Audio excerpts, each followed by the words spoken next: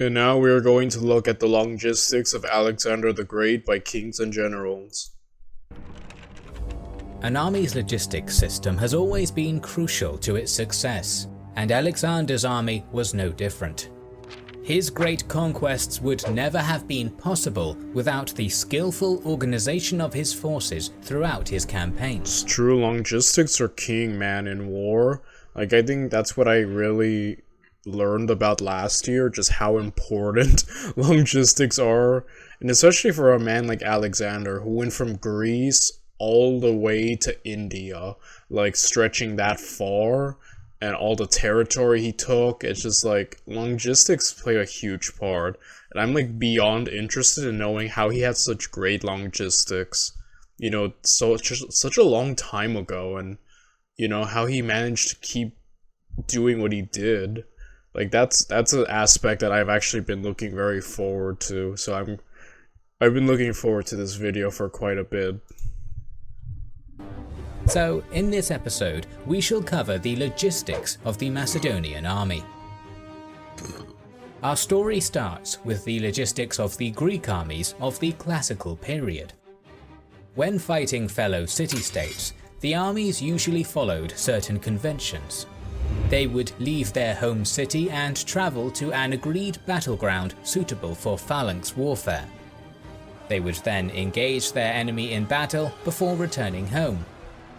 The armies were not intended to stay out in the field for long durations. Thousands of non-combatants, attendants, women and slaves travelled with them, sometimes outnumbering the soldiers. That dramatically reduced the army's speed and mobility, and every follower meant an extra mouth to feed. Oddly, very gentleman-like. I looked at a video recently of regarding how the Greeks fought the traditional Greek phalanx. It was by, let's see, Historia Militum, and basically like how it would go is almost like a wrestling. I mean, not wrestling, but like a struggle. Like, so the fangs will get close to each other, and a lot of their battles were pushing each other with their shields until one side inevitably broke or caved in first, and then most of the killing would be done during the rout. And it's very sportsmanlike, isn't it? Like, we agree to fight here, the terrain is great for our phalanxes to be used, and like very gentlemanly sports-like in an odd way. Not what we think of actual war nowadays. It's like, okay, you go out, you fight. Sometimes you don't even get to agree to a place. You just have to make do or lure an enemy to a certain spot where you're gonna fight. Like, that's how we kind of think of war from all the other videos we've seen. But, obviously classical Greece, it was different. Like I said, it comes across almost like a sport in a sense. Or a gentlemanly duel. Instead of, all the other ways we've seen it. So yeah, that's just interesting. Furthermore, the Greek armies used ox carts and wagons, and this inevitably impeded an army's speed and mobility further. The throat and girth harnesses severely damaged the animals, and rough terrain easily hindered the carts. This system was therefore designed only for short distances and slow movement. Philip realized that things needed to change, and made sweeping reforms to the Macedonian logistics system. He aimed to create a system that prioritized his army's sustainability, mobility, and speed. Fortunately for him, Philip had a suitable precedent in the Greek commander Xenophon, who decided to burn his wagons to lighten the load of his army during the march of the 10,000 out of Asia some 50 years before. This greatly increased the speed and mobility of his force, and was crucial to the success of his march. Likely using Xenophon's success as a precedent, Philip forbade the use of ox carts and wagons in his army. Instead, he used horses. I'm glad Philip realized that, because as we've seen in later parts of war, often the army that can move faster and has better mobility will usually outdo the army that doesn't. Like with Napoleon, the biggest thing about him was his speed, lack of supply lines, core system, being able to move fast. Like, yeah, speed and positioning could honestly win battles as well, so that was smart of Philip to recognize that. As the prominent pack animal, the first time a Western commander had done this. It soon provided dividends, as it gave his army more mobility. Philip also increased the amount of supplies carried by his men on campaign. This included arms and armour, possibly even the sarissa, which could be detached into 2 sections to ease its portability. Each soldier would also have to carry rations, utensils, blankets, road building tools, medical supplies, a 30-day supply of flour, and any personal possessions in a pack. Altogether, this would have weighed around 80 pounds. To further lighten his baggage train, the Macedonian king drastically reduced the number of non-combatants accompanying the army. Women were forbidden, while the number of servants was drastically reduced. Each cavalryman would have 1 servant, while for the infantry there would be 1 servant for every 10 Macedonians.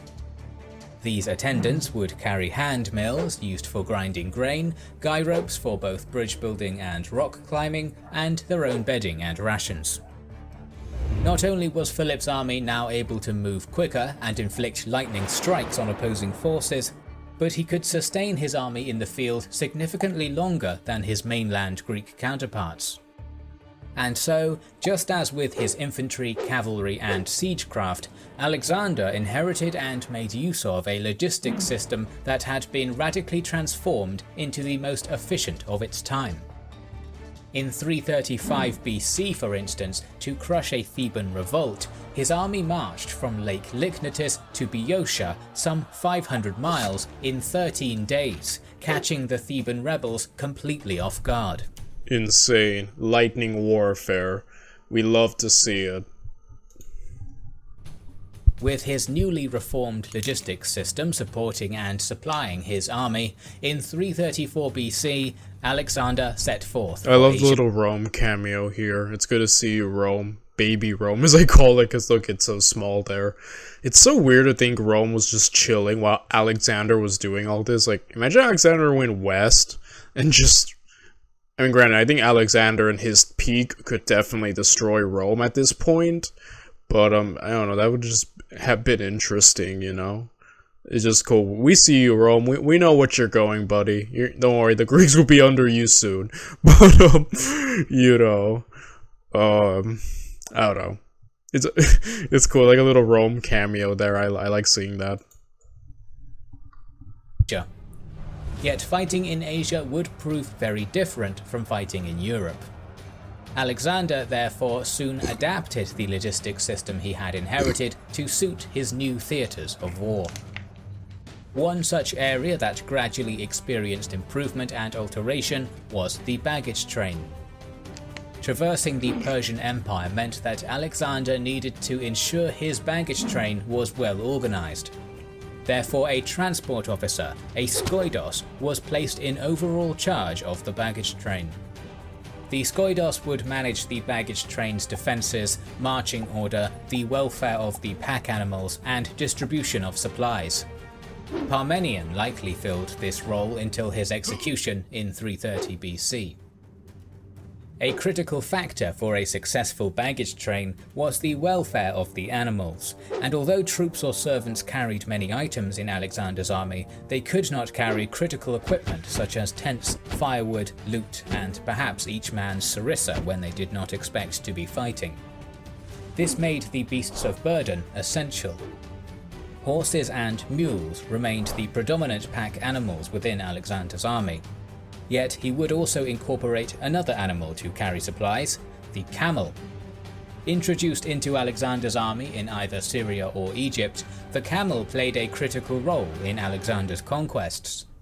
While I love Alexander's adaptability. The dude just he left Greece, went into Asia, saw all kinds of people, different fighting styles, and he just adopted them. He's like, here, join my army. Here, oh, cool, new animal. Let's take it. Like, he just took everything, like, adapt. He kept adapting, which is, like, a hallmark in, like, military geniuses. You just gotta keep adapting, taking what you see and using new things. Like, Alexander wasn't afraid to keep trying something new, which I really like.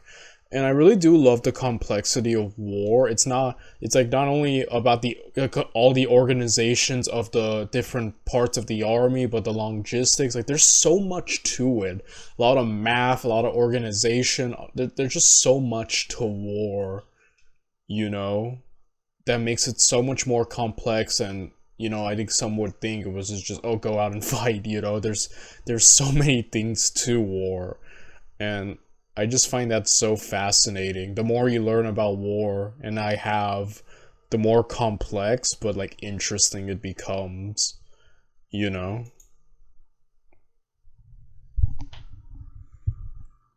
While the horse or mule carried 200 pounds of supplies over a long distance, camels were able to transport 300 pounds.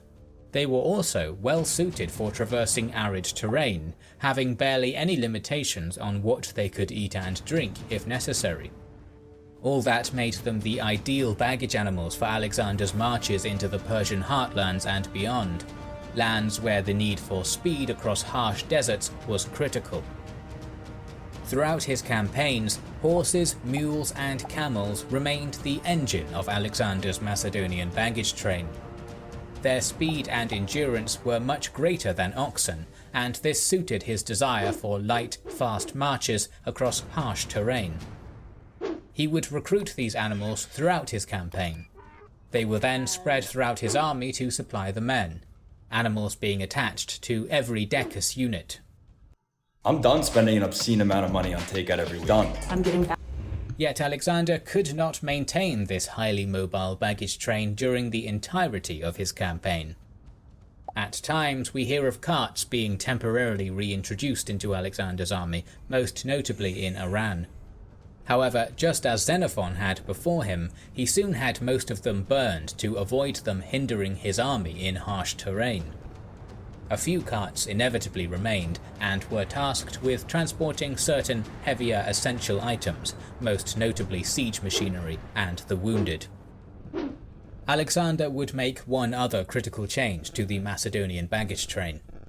As he and his army marched further and further away from the Mediterranean, it became clear to Alexander's soldiers that it would be many years before they would see their wives and children again in Macedonia. Alexander therefore permitted women to travel with the baggage train again.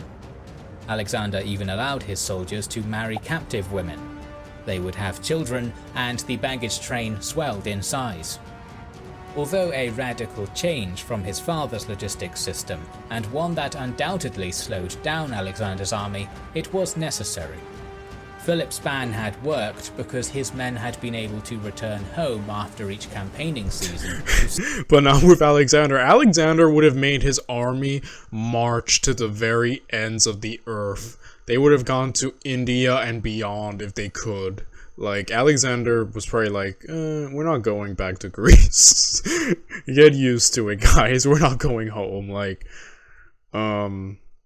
yeah.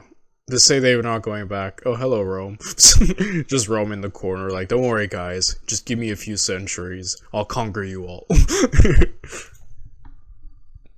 See their loved ones.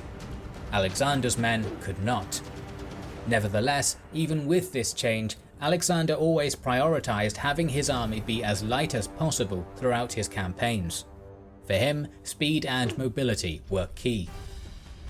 Another equally important task of the Skoidos was distributing rations to the troops, most notably food and water. Grain products were the major staples of a Macedonian soldier's diet. Wheat, barley and millet, all were available throughout Asia and India. Not only were they easily portable, but once these products were dried, they could be stored indefinitely.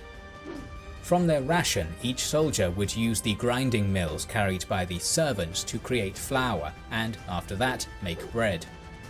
It is also possible the Macedonians consumed grains in the form of biscuits and porridge. Yet the Macedonian soldiery did not live solely off grain products.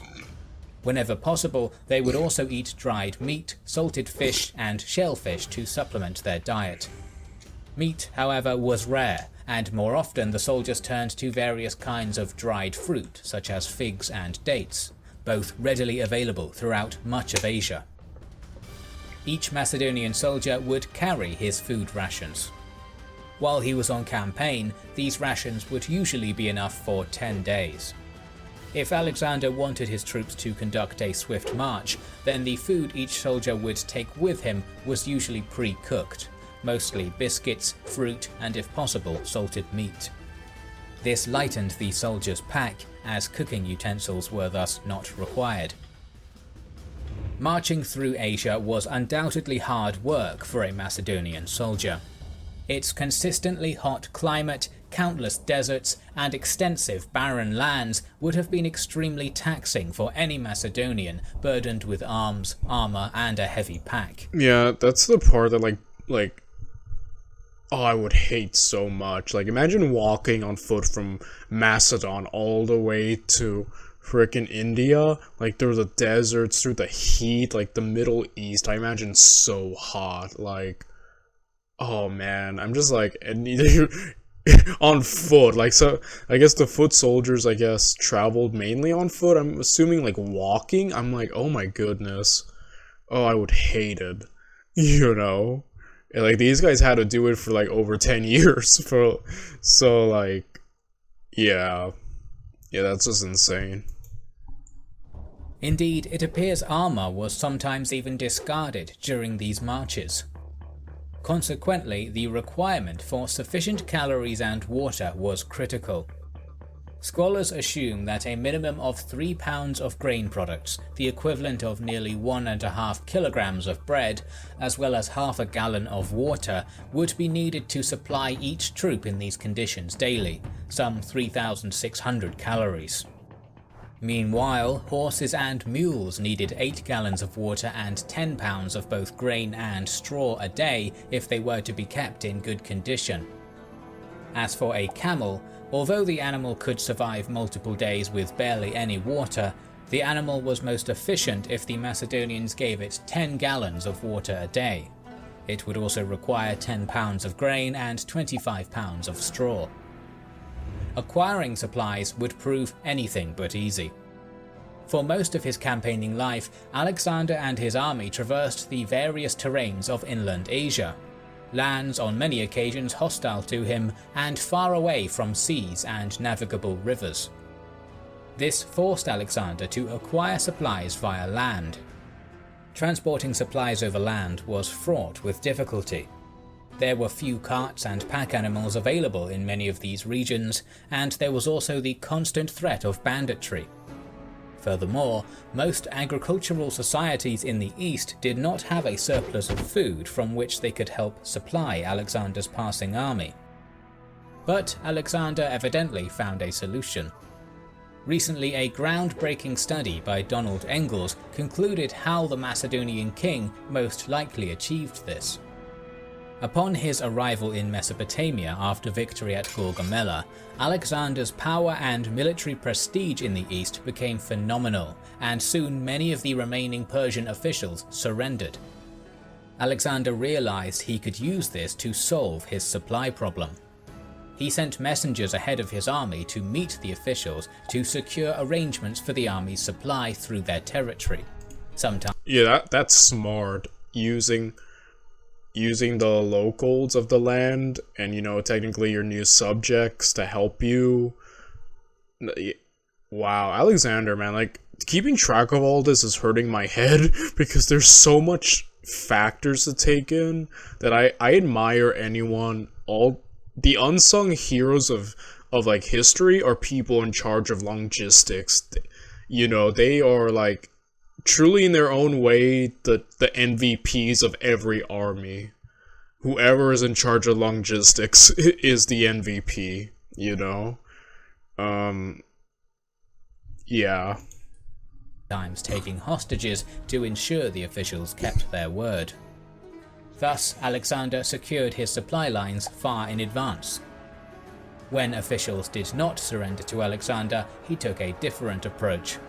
He would acquire intelligence about the region, information such as its topography, routes, climate, and resources, and he would then either launch a lightning campaign against the region with a small elite force keeping the main army back, or he would split his forces into smaller units that would gain supplies by either sacking settlements or foraging. These more destructive methods regularly occurred in the Persian heartlands. During the winter months, Alexander ensured his forces remained in a heavily settled, fertile area, usually adjacent to either navigable rivers or ports from where supplies could be more easily obtained. Thanks to his forward planning and charisma, Alexander was able to find solutions to the lingering threat of supply problems throughout his conquests. He had a plan for every scenario. There was, however, one occasion when this forward planning of provisions failed the Macedonian king. In 325 BC, Alexander marched his army across the Gedrosian desert. It proved the greatest logistical error of his life, costing thousands of lives. Some argue this devastating crossing occurred because of the man's pathos, his desire to outdo all before him, or out of revenge for his troops' earlier mutiny in India. That's what I have heard too, that he made them cross that because he was angry that they didn't want to go into India. I don't know, I'm almost willing to believe that, because I feel like Alexander was known for his temper and kind of being a little petty, to put it nicely. I almost do want to believe that. Like, a part of me does, accept that as canon, though obviously maybe it could just be a mess, like a bad logistics error that anyone can make, but I don't know. Yet others believe Alexander simply made a mistake in his logistical planning. Alexander had expected his army to be supplied by the navy, commanded by Nearchus, as it made its way along the coast. Yet monsoon winds delayed the fleet from leaving the harbour in India for months. The result proved devastating for Alexander's men. Alexander and his army slowly withered as they crossed the desert. By the end, 75% of his force, mostly those in the baggage train, had perished. This was the exception in a campaign epitomized by many episodes of logistical brilliance. Alexander's campaign in both Asia and India required precise and advanced logistical planning, unlike any yet seen in antiquity.